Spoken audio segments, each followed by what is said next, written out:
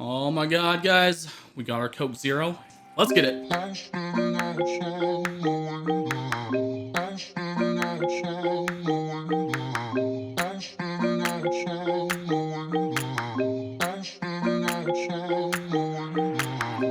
standing outside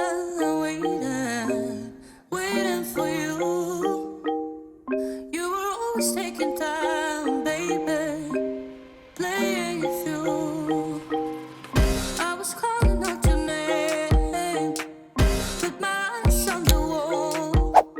What's going on, guys? Welcome back to Everyday Minimalist. My name is Brandon, and today we are looking at another knife, the Spyderco Shaman. This thing has impressed me on a completely different level, and we'll get into it. But first off, I want to let you guys know this is brought to you guys by bladeops.com. Guys, go visit bladeops.com. Let them know that Brandon or Everyday Minimalist had sent you, and they will definitely hook you up on your next knife purchase. And the cool thing is, I will leave a link with this exact knife in the description below, and that's an affiliate link. So essentially, when you purchase there, we get a small kickback, and that way I can actually provide more content and then do more giveaways. So let's jump right into it. This is the Spyderco Shaman. We're gonna go ahead and open this up and give you guys some quick specifications. The overall length, you're looking at about 8 inches. The blade length, you're looking at about 3.58 inches. The close length, you're looking at about 4.67 inches, and it weighs about 5.2 ounces. So it is a pretty hefty knife, but when we're done with these specs, I'll kind of talk about it. Now, the blade centering with this knife is fantastic. It's not veering to the left or right, so I really do appreciate that manufacturer quality.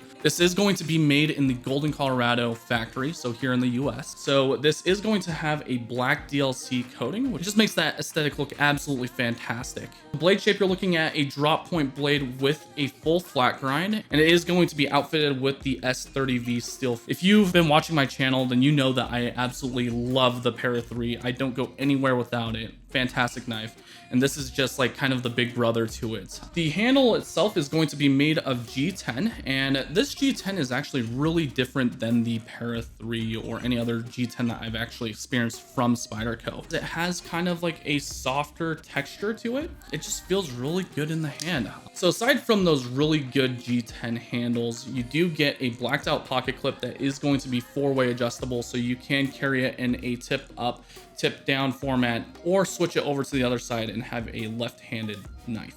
Looking at the pocket clip, I think this is actually a really good setup. I wish it was a deep carry clip.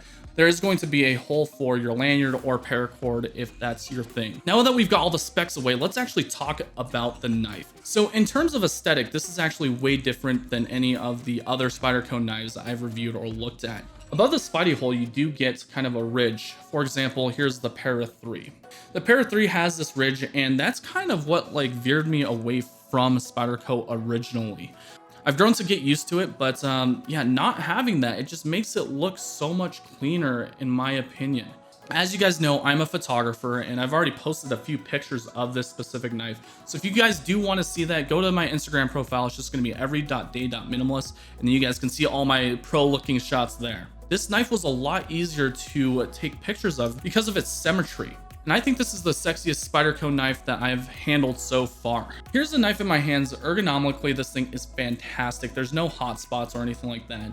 It just feels really, really solid and robust. Blade has a pretty thick blade stock, and it does have some jimping here on the top of the blade and some jimping here in the forge foil. This thing also features my favorite locking system of all time besides the axis lock, and it has a compression lock. And that's what I love so much about my Para 3 is the compression lock. It just makes it a lot more fidget friendly, and that matters to me as well because I'm chilling at a desk all day in an office environment, and I enjoy fidgeting with my knives. I'm not gonna lie.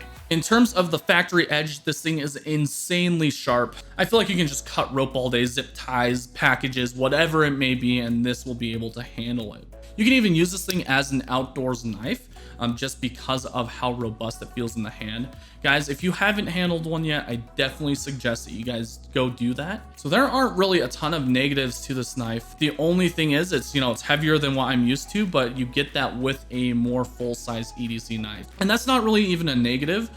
Maybe the only small tiny thing is the DLC coating will pick up a lot of fingerprints. You know, you can just wipe it right off. I already have to do that with a lot of my satin blade finishes, so I don't mind that whatsoever. But there you guys go, the Spyderco Shaman. This thing is a fantastic knife. My most favorite full-size EDC knife. If you already own one, do you like it? Do you hate it? Let me know in the comments below. So guys, before I let you go, I wanted to give a huge shout out to one of my friends on Instagram. His name is Tony, and he runs Underdog Hanks. He handcrafts these hanks, and they are fantastic. Now, a lot of people think when you're using a hank, you're just gonna blow your nose into it and then put it back in your pocket. I personally think that's kind of gross, so I use them in a different scenario. Basically, if my lens for my camera needs to be wiped off, I'll use a hank. If I need to wipe my phone screen because there's a bunch of fingerprints on it, I will go ahead and wipe it off with my hank. If I need to clean my knife blade and it has a ton of like residue and stuff on it, I will use a hank. Basically, hanks are really good in an EDC environment. This one actually has an old school camera that's blacked out and it looks like it's a drawing. The other side, it has microfiber. As you can see on the bottom corner here, Tony has actually stitched in his own logo on both sides. Fantastic quality. I actually have another one. This one is pretty sweet because it has koi fish on it, and I love the color and aesthetic to it. It's cotton, I believe.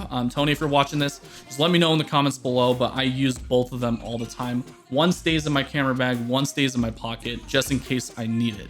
But guys, go give him some support, throw him a follow, and then pick up one of his hanks. These two were only about 18 bucks per piece to 25 bucks per piece. That is a no-brainer. Guys, I'd really appreciate it if you went to his Instagram profile and then threw him some EDM love. That would be fantastic. Anyways, guys, I've taken up too much of your time. I hope you really enjoyed this video. If you like this knife review, go ahead, throw me a thumbs up. If you disliked it, throw me a thumbs down, and I promise to you I will do better next time.